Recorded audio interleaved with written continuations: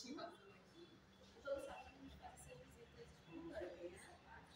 Vocês perceberam quem vai chegar na hora, dia, né? E aí mesmo pra a gente arrepiar a sensação. Então, vocês conhecem o museu? Já? Alguém já veio? Uma vez? Não? Primeira? Eu fiz no Natal, mas nunca dá certo. Nunca dá certo. É, porque Natal é aquela loucura, né? É especial, né? É especial. Aqui também, o Museu Nacional de Venda tem sempre exposição temporária de presépio. A gente também vai visitar um pouquinho do presépio lá de fora. Vocês ainda não foram, então vai ser bem bacana. Bom, aí, então, acho que vamos um pouquinho lá pra fora, depois a gente volta. Mas só pra falar pra vocês, só trazer um pouquinho aqui pra fechar. Enquanto não tá aqui.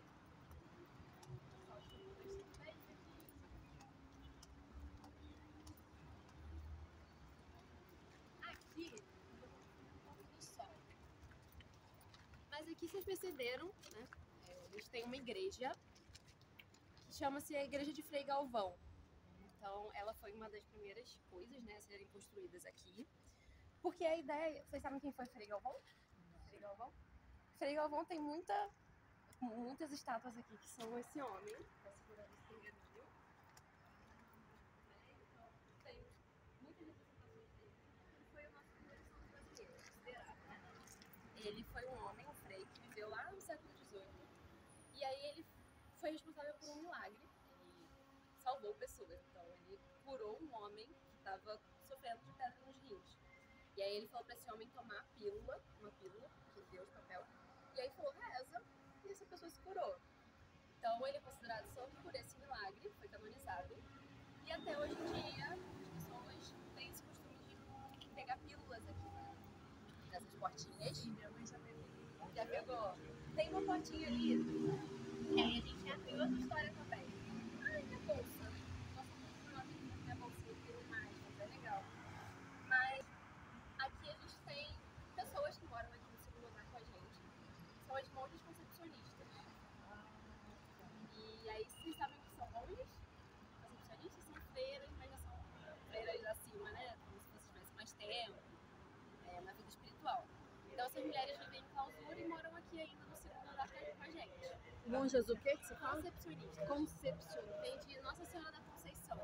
Ah, tá. E aí elas não têm contato com ninguém. Não, assim, a vida delas é uma vida de clausura, só que elas participam, assim, em eventos específicos da igreja. Nas missas, elas vão participar em momento separado, ali na hora de toda a liturgia. Só que elas fazem um atendimento, que é um atendimento de orientação espiritual. Então tem esse tipo de interação, mas é sempre com uma gradezinha, sabe? Uma treliça. Porque é justamente para essa ideia de se recolher. Então, recolher o seu corpo que é santo e dedicado para aquele bem maior, né? Então, a vida social que a gente tem, elas não têm. Mas tudo isso para dizer que essa igreja e todo esse recolhimento aqui, essa parte maior, foi construído para abrigar essas mulheres também. Então, a igreja de Frei Galvão e essa ideia de conseguir recolher essas mulheres em um lugar. Aí, essa parte daqui para cá é uma parte mais moderna, tem elevador, um pouco modificada, e pra cá é um pouco mais antigo.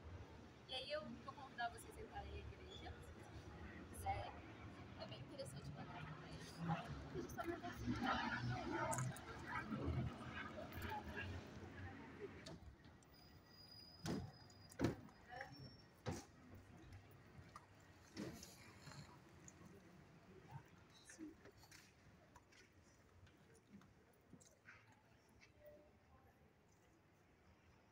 Essa imagem. Não, essa é.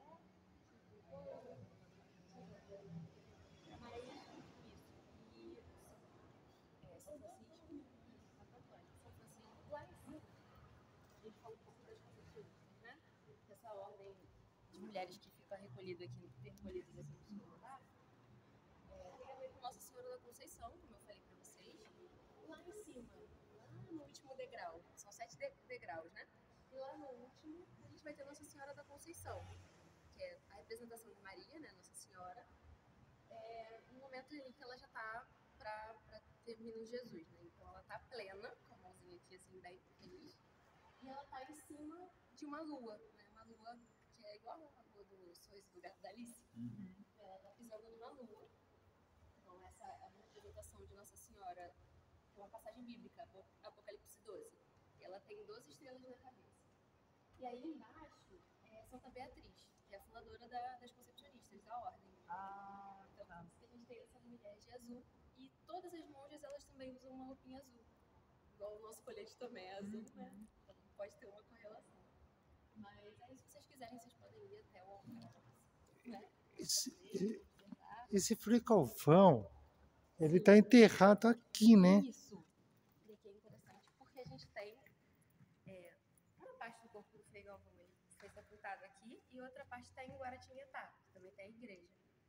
É lá de Frei Galvão, né? Nossa, eu pensava que era o corpo inteiro teve que estava na igreja. Mas é interessante porque é fragmentado, né? É, eles fragmentaram em duas partes. Então, aí ficou uma parte em Guaratinguetá e aqui essa... Obrigada, Lívia. Nossa, você não sabia, sinceramente, eu fiquei sabendo hoje. Então, e aí aqui a gente tem a data de morte, né, 1822, então quando ele faleceu, todo esse mosteiro, toda a igreja tinha sido construída, né, tudo terminou, aquela parte em 1774, então ele chegou a ver isso tudo pronto, né.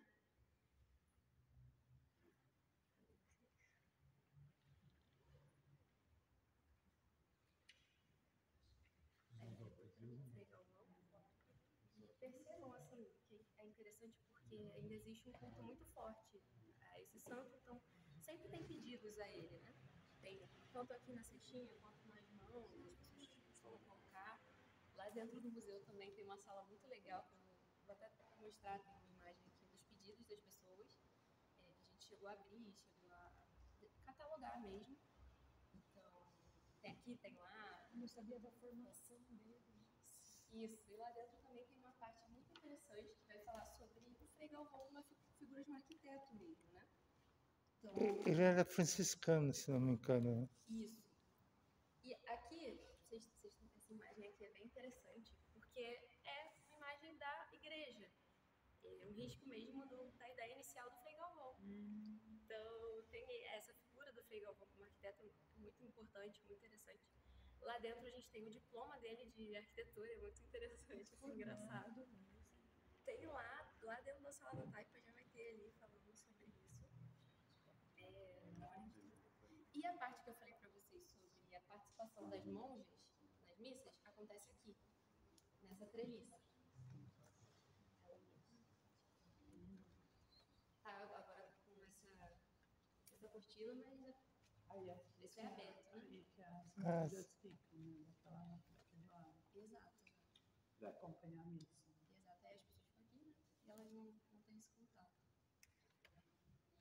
E como que elas fazem para receber a hóstia, essas coisas? Elas recebem normalmente, né? É sempre, assim, como é separado, sempre pra cá, né? Uhum. Elas acabam recebendo dali, elas não chegam.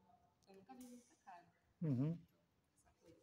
Mas elas acompanham todas as missas que tem aqui ou não? São Sim. missas específicas? Geralmente sábado tem missa, eu sempre vejo também que elas participam. Elas ficam ali, fazem os campos, sempre tem uma participação. Aos sábados a missa, inclusive, é filmada, né? Ah, é?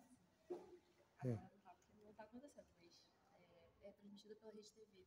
Ah, Então é muito importante também, é bom falar sobre isso, né? Aí aqui também, estou gastando meu conhecimento aqui na igreja, que é bem interessante. Aqui essa igreja, se vocês observarem, a gente tem uma abóboda lá em cima, que tem 8 lados.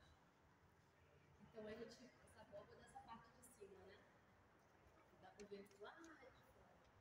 Ela tem 8 lados, então essa igreja ela tem uma planta octogonal. Uma das poucas igrejas que foi projetada e pensada dessa forma, né? Aqui em São Paulo. Então também é mais um detalhe do Frei Galvão, essa coisa do inovador. Exatamente, então essa planta ela é totalmente é bem característica, né? Então, e o douramento também nessa igreja é feito ouro, é uma coisa muito chamativa. Mas é folhada a ouro ou é ouro puro mesmo? Mesmo. Ouro puro? A gente fala que é uma folhinha de ouro, assim. as esculturas lá dentro, vocês vão ver que no acervo tem muita escultura. Algumas esculturas têm muita parte dourada também. Aquilo é uma folha de ouro. Até agora dá para falar um pouquinho. Uhum. Tem uma técnica para poder depois aplicar essa folha. Certo. E a cor também da vestimenta dessas imagens. Tudo é ouro, assim. Nossa. Esqueci qual que é o teu nome? Oi? Luísa. A Luísa. Luísa, aliás, eu não me apresentei. Oi, gente, só pra falar. Meu nome é Luísa, tá? Eu cheguei a falar. E o de vocês eu não perguntei. Marli?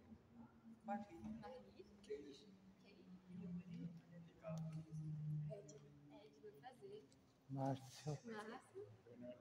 Bernardo. Maria Luísa, olha, deixa ela quase. Araújo. Muito prazer, gente. Obrigada pela participação também. Vamos? Oi. Oi, Guia. Vamos deixar falando antes. Passa lá. Bom, a gente estava falando um pouquinho sobre o contexto da igreja. Cheguei a falar que aqui. Vocês sabem quem foi esse como aquilo ali?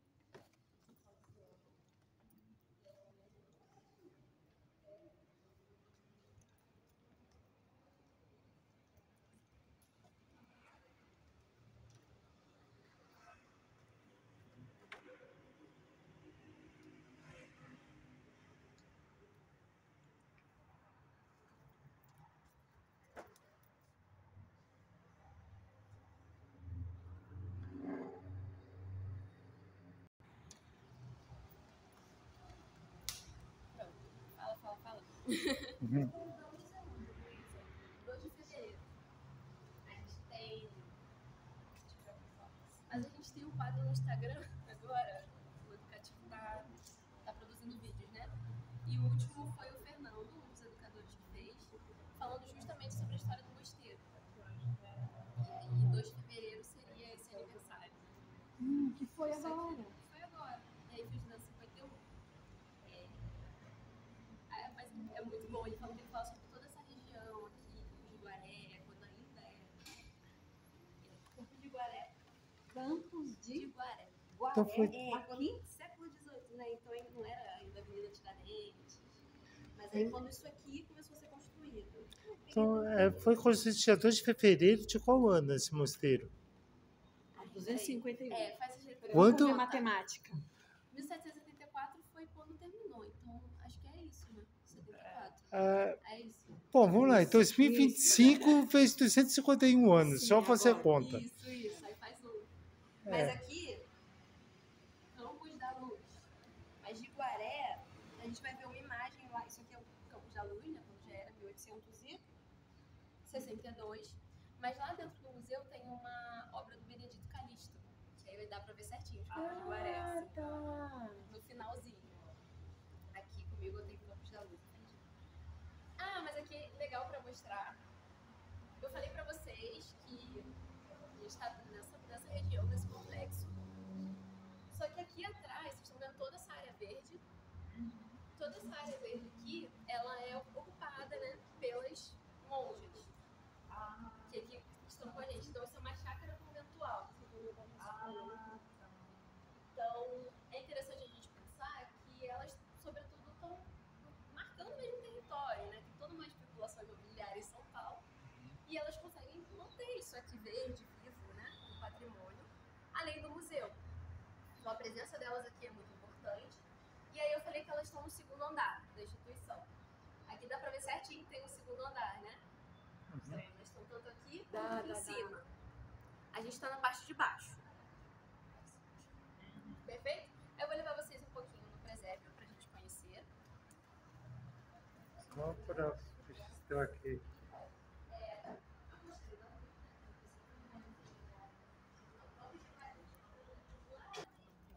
Agora vamos lá. É uma caminhadinha, aquela casinha ali. Tá muito legal. Tem. Se eu qualquer coisa nenhuma, não, mas eu já tô trazendo hoje, né?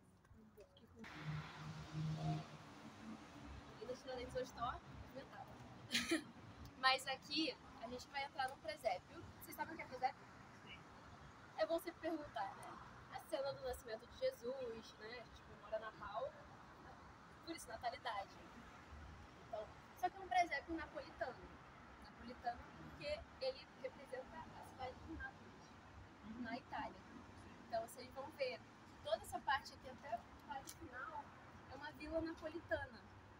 tem a representação de costumes ali. Só que por que um presépio numa vila napolitana no Brasil? Porque vocês sabem quem foi Francisco Matarazzo? Foi um magnata, né? Italiano, né? Ele foi uma pessoa responsável por colecionar personagens de presépio, só que esses personagens eram confeccionados na Itália por artistas que se chamavam figurinai, que são presepistas.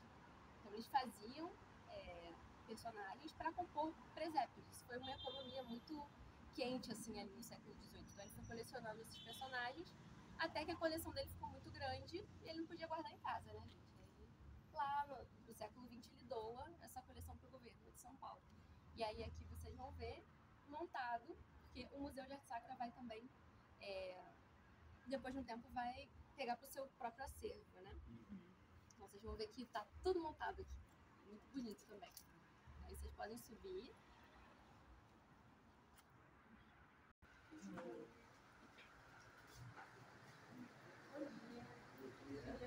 Prazer. Luísa.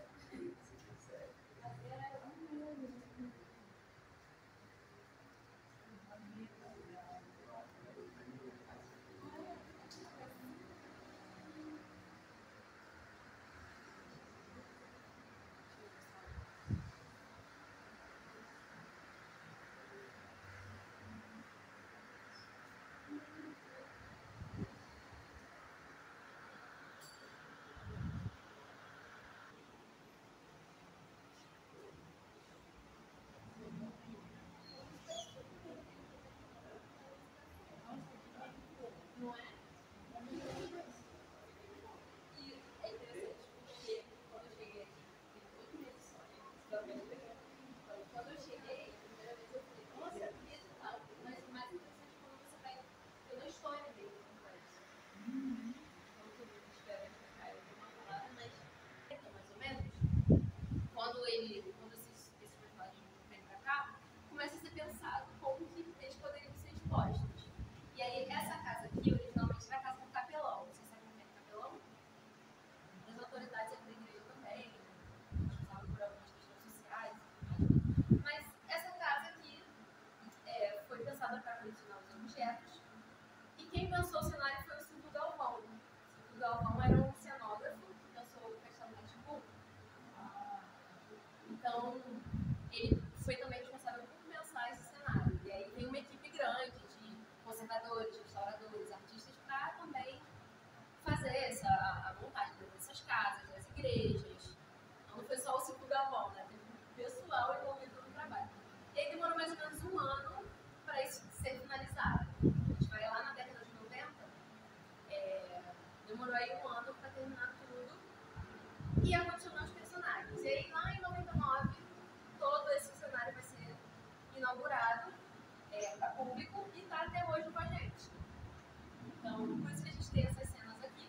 Mas o interessante é a gente observar que existe a cidade napolitana, né, que vocês viram, tem costumes, devia estar uma barulheira, né, o pessoal trabalhando, dentro de casa.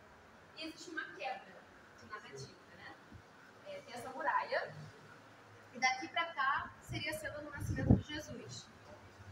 Mas, não é? Só que aí vocês perceberam que isso aqui é um templo, né? Um templo romano. E aí esse templo está desabando, está em ruínas. E existe aqui uma narrativa que no nascimento de Jesus existe a queda do Império. Então aí o rei tinha chegado. E aqui a narrativa é a união de culturas, claro que as conhecidas ali durante o 18, para prestigiar o nascimento de Jesus. Aí tem os reis magos, os reis, né? A banda de ouro, você vê que tem os seus tocando aqui. Então é uma também cultura que são diferentes. Banda de mouros. Então são mouros, sabe? Então, eu sempre gosto de falar deles, porque é bem assim, também na continha. Tem os africanos que, como lutavam, né, naquela época, chineses. Então vocês viram que são culturas ali bem distintas. E ali atrás. Agora sim, aí você falou que isso é a queda do Império Romano, é que isso representa. é um pouquinho meio estranho que a Igreja Católica foi fundada pelo imperador romano, né? O Constantino, né? Mas existe toda essa leitura também, né? E e uma coisa muito interessante, que eu gosto de falar da cigana aqui, que ela é uma das personagens que a gente quase não vai ver em presépio, né, gente? Mas ela representa basicamente a mulher que vai ler no futuro e vai conseguir perceber ali o nascimento de Jesus antes de todo mundo. Então tem esse jogo de narrativa, né? Claro que não é uma narrativa de todos os presépios, mas é desse aqui em específico. É característico desse, foi pensada dessa forma. Então... Eu nunca ouvi falar dessa cigana. Pois é, então... É porque... Ela não é histórica. Não é um personagem histórico de todos os presépios, mas sim desse. É um detalhe, assim... Ele é o maior presépio ou não? Não, existem presépios maiores na Itália. Foi quando tudo isso, essa coisa de montar presépios muito grandes, surge. Então Mas tem no Brasil museu de ele é o presépio. maior? No Brasil, eu acredito que ele seja um dos maiores, o terceiro maior, né? O maior de todos. Porque aí quando a gente olha a primeira vez, a gente acha que é. Mas tem presépios, inclusive, em outras regiões do Brasil que também são bem grandes. Pensar em tamanho, né, real. Aqui os personagens são pequeninos, né, reduzidos, para poder caber. Bom. Vocês têm mais alguma questão? Sim, desculpa se você já falou, eu vou dizer ele. Ele foi construído aqui, as pecinhas, os personagens, tudo foi construído aqui ou veio de lá? Então, os personagens são importados, né, da Itália, e todo esse cenário é brasileiro, né, feito pelo Silvio Galvão e toda a equipe que pensou esses materiais.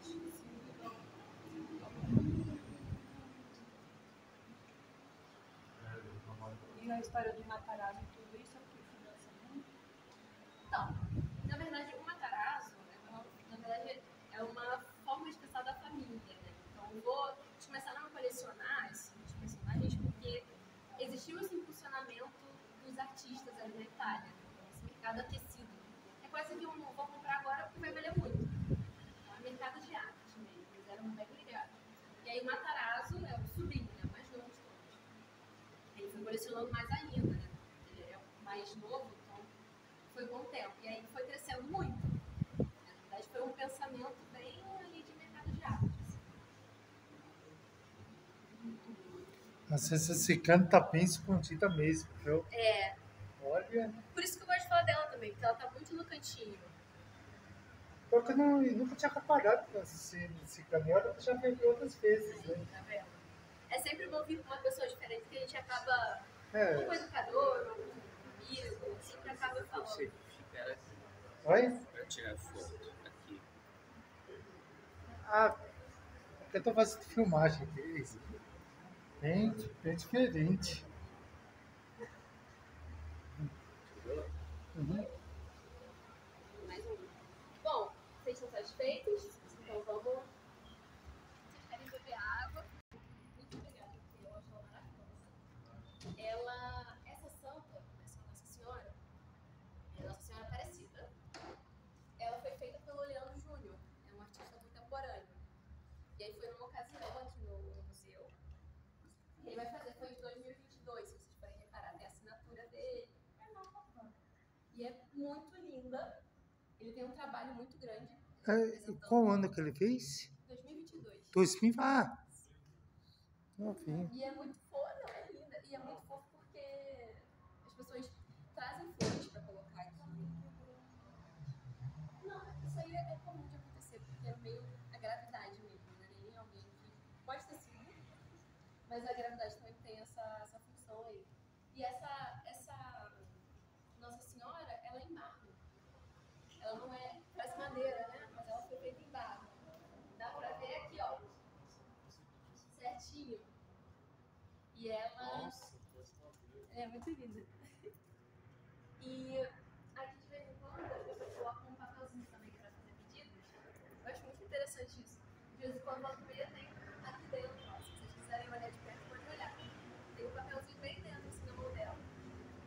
Então, ela é muito diferente do que a gente vai ver lá dentro e do que tem na igreja, né? Então, a gente já vê como é arte contemporânea é sempre muito questionadora, né? Então, olha, tem que ter Nossa Senhora, se ela é tida como uma santa negra, ela vai ser assim, e aqui eu vou botar traço de negritude. Então é muito maravilhosa, tem até o cabelo. Porque, para ser sincero, em filme, mostra Jesus branco de olhos verdes.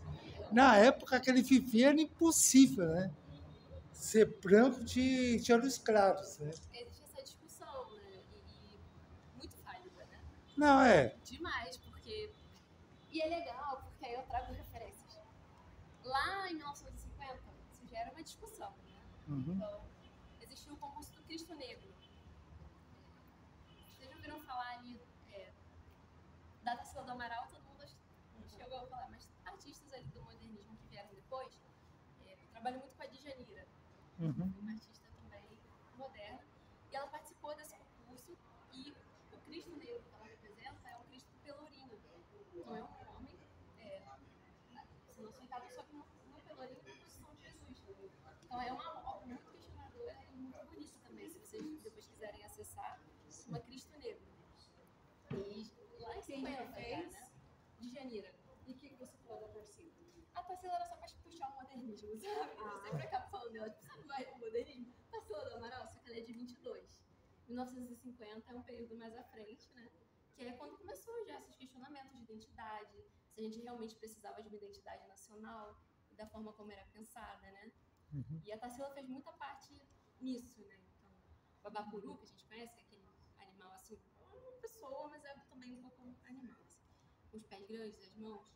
Era uma tentativa de você tirar, né, essa identidade muito europeia, né? E a gente vai querer se representar agora.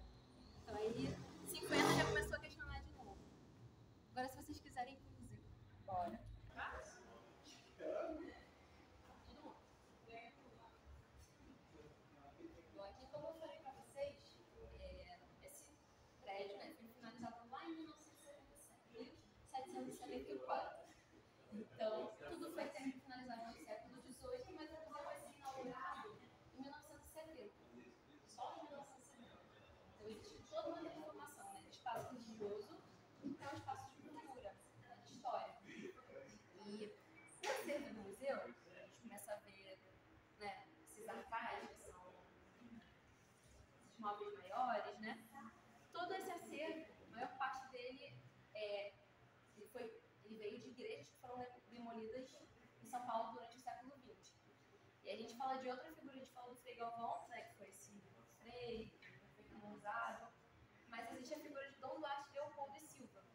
Ele foi um bispo que é responsável por recolher esse acervo dessas igrejas, que ele também manda demolir, um pensamento de modernização de São Paulo. Na mesma época ali que a Sé já teve 2 catedrais. Vocês sabiam que a Sé teve 2 sedes já? A primeira, olha, é legal mostrar a sede da Sé antiga. Ela era bem diferente, ela era uma arquitetura dos jesuítas, isso era uma coisa mais quadradona, gente. Vocês estão vendo? Então, a nova Sé, né, essa Sé que a gente conhece, ela é neogótica. Então, ela é o gótico importado para o Brasil, né, abrasileirado. E aí, Dom Duarte Leopoldo Silva foi essa figura responsável por modernização, a gente pode falar assim, né, essa tentativa. E aí, esse acervo que foi recolhido veio fazer parte do Museu de Arte Sacra. E foi inaugurado a público em 1970. E aí, vocês estão vendo, eu gosto de mostrar esse quadro. Ele é um quadro de extrema-unção, aquela última bênção. Vocês sabem o que é extrema-unção? A autoridade da igreja vai dar aquela última bênção, né? Vai com Deus. E isso aqui é uma cena, as pessoas estavam com uma epidemia de febre amarela aqui em São Paulo. E atrás, essa casa aqui é construída em Copic. Vocês sabem o que é Copic? Não, né? E aí, aqui no museu, a gente vai ter essa parede também. Copic, uma coisa engraçada, né, de se pensar. Foi uma construção do século XVIII, então não tinha tijolo igual a gente começa hoje em dia.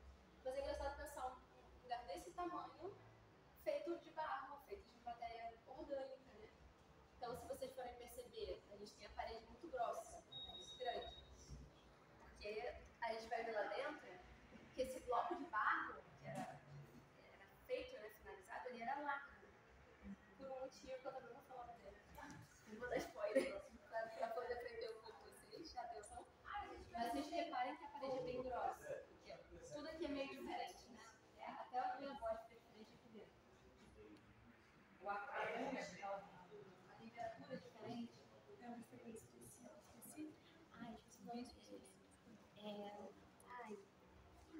Dom Camargo de Barros está lá dentro, mas esse é um arcebispo muito importante também.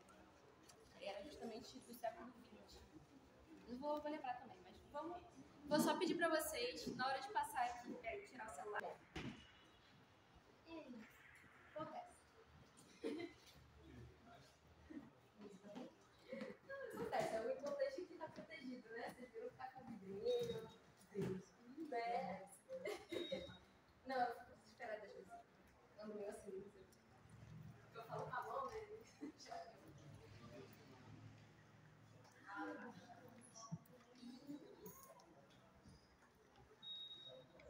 Chegamos num lugar muito legal.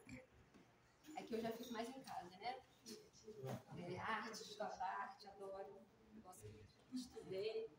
Mas, bom, aqui, gente, é bom que a gente já percebe um pouco que o museu ele não é só sobre história católica, né? Ele é sobre história, sobre arte, sobre tudo. E aqui a gente percebe que a gente está no corredor, a gente entrou no século XX. A exposição é dividida por séculos. E aqui o museu ele vai trazer um pouco da arte ali, inclusive do modernismo. Eu falei, Castelo do Amaral. Então, aqui a gente tem o Vitor Brecheret. Vocês podem perceber que é uma via crucis, né? Então, os caminhos de Jesus até a crucificação. E o Brecheret vai representá-los em terracota. Terracota é um tipo de argila. Inclusive que os personagens lá do presépio, eu não sei se vocês tinha uma vitrine com o personagem fragmentado, assim. E aí vai falar ali sobre a técnica que foi utilizada para fazer esses personagens. Eles foram feitos também em terracota, só que uma terracota revestida. Aqui uma diferença também que os modernos utilizavam já lá em 22 era justamente fazer as esculturas com a parte crua, assim, sem precisar revestir. Então aqui a gente vê a terracota. Então é engraçado porque a gente acabou de sair de terracota que não dá para perceber para uma que dá para perceber. Então a imperfeição também é algo interessante ali, né? Ela precisa ser mostrada. Então aqui a Via Crucis. Vocês podem observar que ela é perfeita. Eu acho ela muito bonita.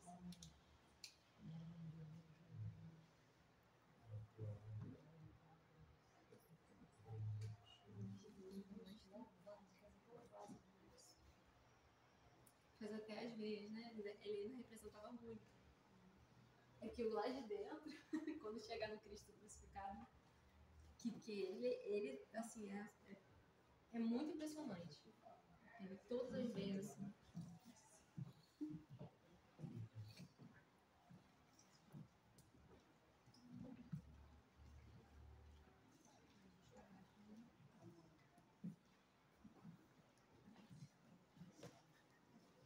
Aqui a gente já tem, vocês sabem o que é pietá? Né? Que é Maria ali recebendo Jesus, então aqui a gente tem praticamente uma pietá do Brecheret, gente. Coisa linda. Bom, aqui também é do Brecheret. Eu gosto de chamar a atenção para como esse São Francisco está representado, né? Então, é fauna brasileira. Vocês vão ver ali a andorinha, o tatuzinho. Por isso que eu gosto de mostrar, porque ele faz ele bem alongado também, é bem Brecheret, assim, de fazer a figura alongada. Essa cabeça, assim, bem imponente, bem grande, o pescoço. E aí a gente vai ver o coração ali, então, representando mesmo essa proximidade de São Francisco com Jesus. Então, ele era muito fiel à história de Jesus. Então, vocês vão ver que tem até uma abelhinha, uma minhoca, coisas que a gente conhece, né? Bem, assim.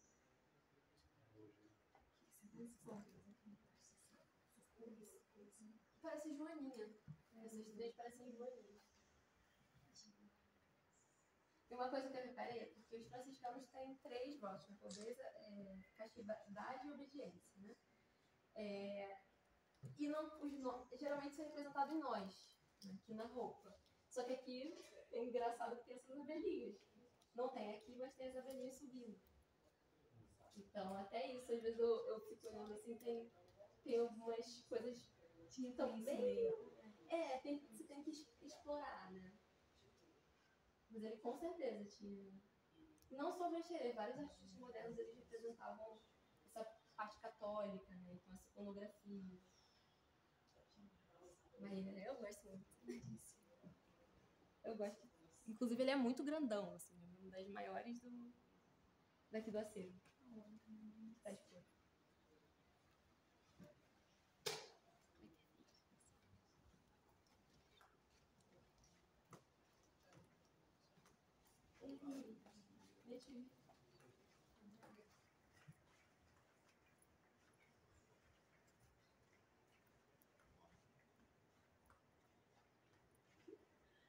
Esse Benedito Calixto, a Praça Benedito Calixto é homenagem. É o mesmo Benedito, assim, né? Um artista muito importante também do século XX, ele vai... Aqui tem um monte de quadro dele, inclusive o do Campos do Guaré, que eu falei com a senhora, tem ali no final. A gente vai passar por ele também.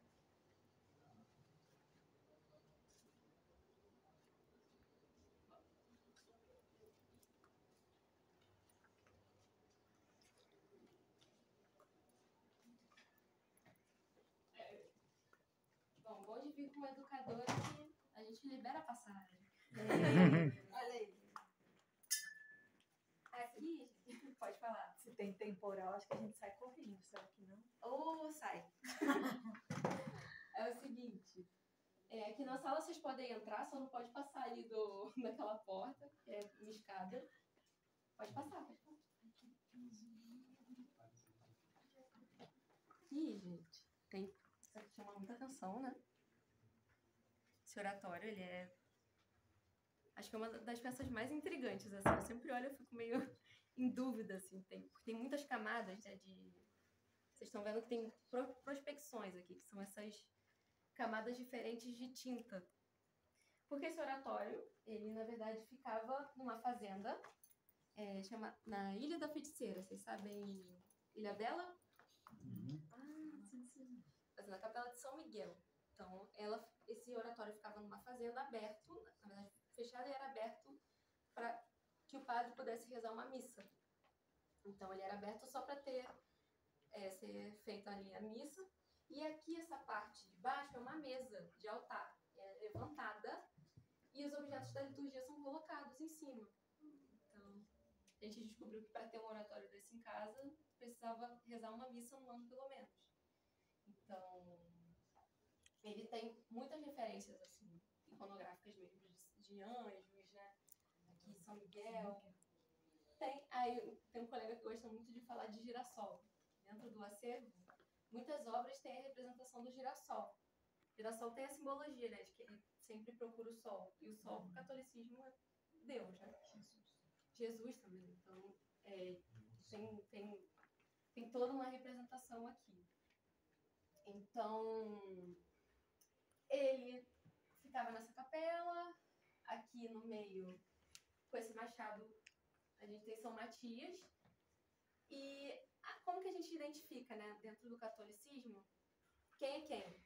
Geralmente são características desses santos, né? Então, se segura o machado é um objeto de martírio, né? São Matias foi morto a machadadas, então por isso ele segura o machado.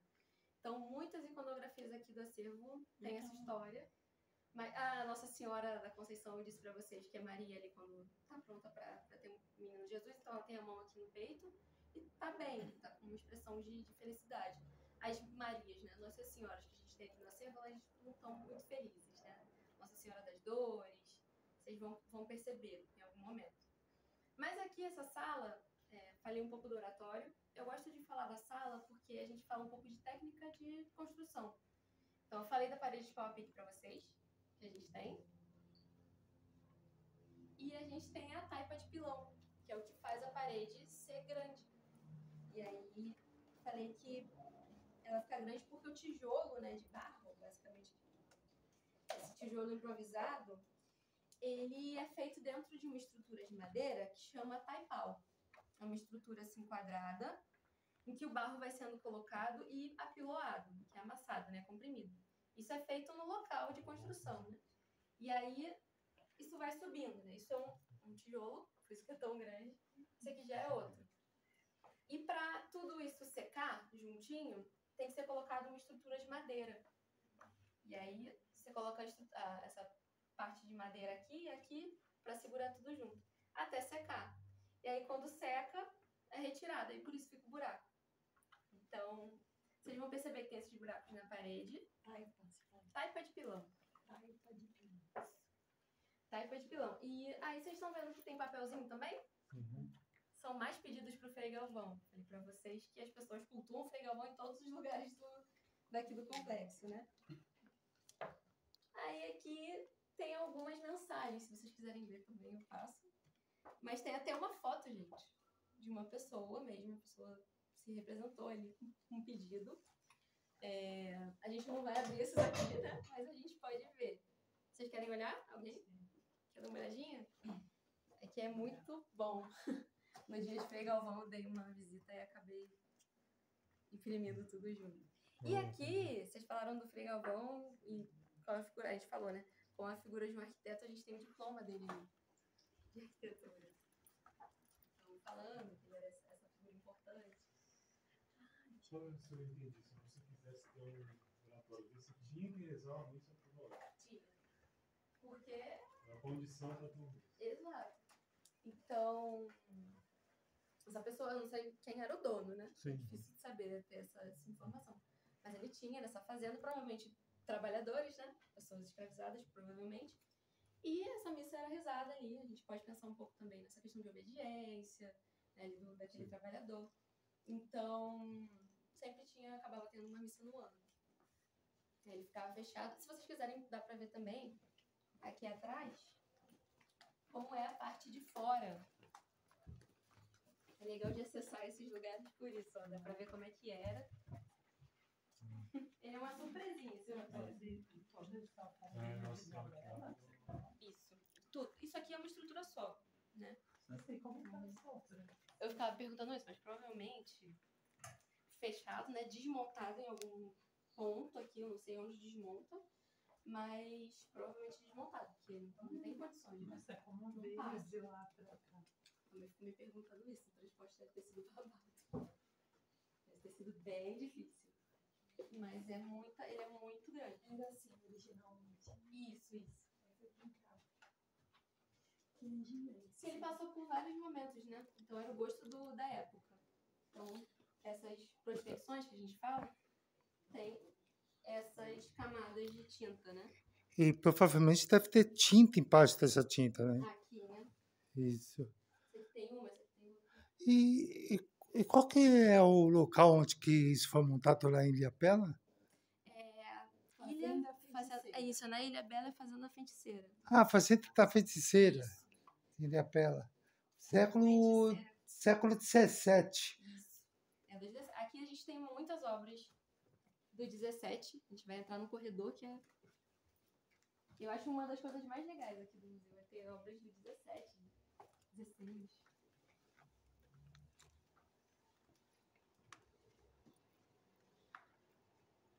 Vou fechar aqui o acesso, gente.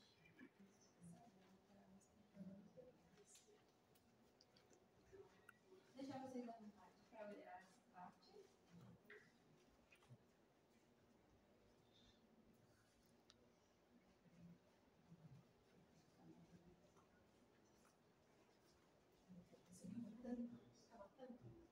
Isso. É solta, né? É soltinha. Parece que até que batismal, né? Pia batismal, exatamente. É só uma curiosidade. Foi aqui que foi o cemitério, né, dela. Isso. Gosto de deixar um pouquinho mais à vontade aqui para sugerir esses questionamentos. Mas aqui foi o primeiro cemitério das monjas, né? As monjas, elas vivem aqui também, falecem aqui. Então esse aqui é o do século XVIII. E atrás a gente tem as gavetas, né? Aqui dentro tem 3 ou 4 ainda. E existe, a gente fala até que é um patrimônio arqueológico mesmo. O museu acaba tendo.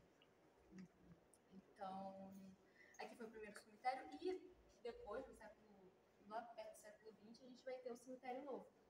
Porque aí existiu essa proibição de você sepultar as pessoas dentro das casas. Então, aí passou a ser lá fora. E lá fora, eu nem mostrei a foto das bonitinhas. Por esse fim, no cemitério tem aquela Nossa Senhora das Mortes, né? Isso, tem a Pietà, né? Então tem.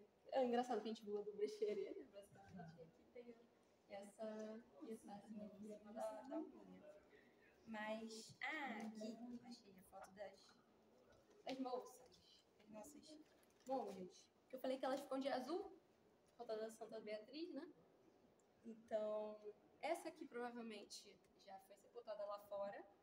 Não tem muito tempo que ela faleceu. Ah, lá onde estão as roseiras, é cemitério. Isso. Tá. Se vocês quiserem depois, quando a gente voltar, se estiver finalizando, pode passar lá também. Mas é interessante, né? Ah, o... Esse Aqui, você sabe o nome dele? esqueci agora. O arcebispo, né? É o arcebispo, é o Camargo e Vargas é Ah, esqueci agora. Odilo. Dom Dilo, tá? Odilo. Mas ele já é arcebispo, já? Ele é. Pensava que ele era arcebispo só. Dom Odilo. Agora,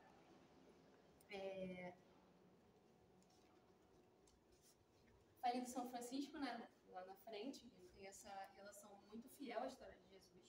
E aqui a gente tem a representação. Essa representação aqui é interessante mostrar porque ela é uma das poucas aqui. A gente vai perceber essa representação aliás, única, né? Que a gente vai ver o Cristo seráfico, que é Cristo de asas. Ai, que linda essa expressão, seráfico. Seráfico. E aqui a gente vai ver essas asas aqui. Aqui para trás ainda tinham duas encaixadas aqui atrás que foram, né, retiradas. Ficavam soltas. Aí vocês podem observar que aí é São Francisco sendo quase que abraçado ali por Jesus, né? E é como se ele estivesse passando as chagas para São Francisco. E aí vocês estão vendo que ele tem essa... como se fosse um prego aqui, né? Ah, tá. É o mesmo São Francisco que a gente conhece, né? Não é o... Só que é uma representação, né, dessa proximidade dos dois.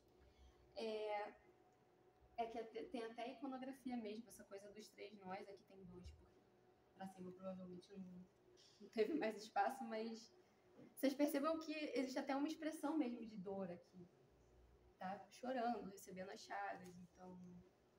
Ela é uma representação muito interessante, a única aqui do museu que vocês vão ver. Aí daqui pra frente vocês vão ver mais Jesus padrão, assim, bem o que foi veiculado no passado.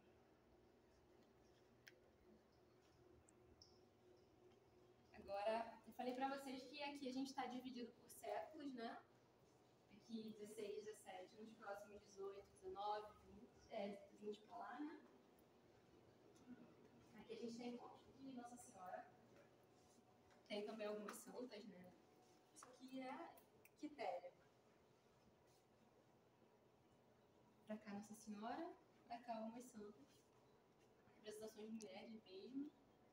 Nossa Senhora do Leite, que é muito difícil de ver. É Maria com conselho, né? Muito difícil. Mas tem muitas pessoas que cultuam ela até por causa da gravidez mesmo. A questão do leite, pedir ali. Então, tem a da apresentação também, que eu acho muito interessante que ela faz assim. Tipo, meu filho nasceu. Eu acho uma graça, assim. Apresentação, cadê? Esse é 6. Que diz do bom parto, mas também pode ser apresentação. Tem duas dela aqui. Não, é muito bom mostrar, porque, assim, inclusive por isso que ela tá aqui. Porque ela contrasta, né? Aqui, Nossa Senhora, ela tá sempre muito vestida, né? Maria, ela tá sempre vestida. E aqui tem essa parte, essa sutileza de uma mulher, né? Então, é muito bonito. E aí aqui é legal a gente reparar as esculturas, que elas são mais paradas. E pra cá a gente já muda totalmente de figura. Aqui muda essa mudança de época. Bom, aí, aqui se vocês quiserem visitar, é uma exposição temporária, Memorabilia, o nome. São alguns fragmentos da história de São Paulo. É uma exposição feita em parceria com a Sociarte, que são pessoas que também participam aqui do acervo. E se vocês quiserem, ela inaugurou há pouco tempo, que eu vou falar menos, porque para a gente poder também